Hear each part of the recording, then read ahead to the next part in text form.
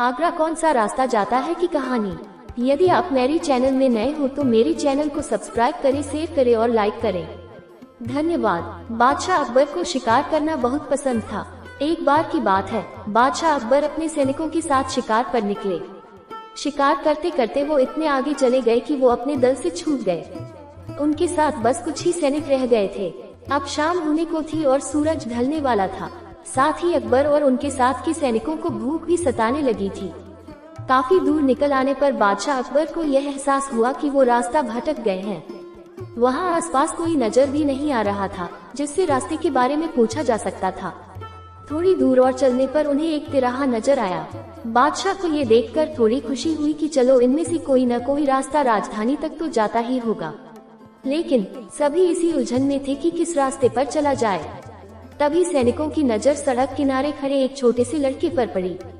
वो लड़का बड़ी हैरानी से महाराज के घोड़े और सैनिकों के हथियारों को देख रहा था। सैनिकों ने उस बालक को पकड़कर महाराज के सामने पेश किया।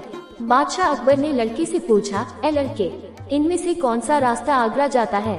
ये बात सुनकर वह बच्चा जोर जोर से हंसने लगा।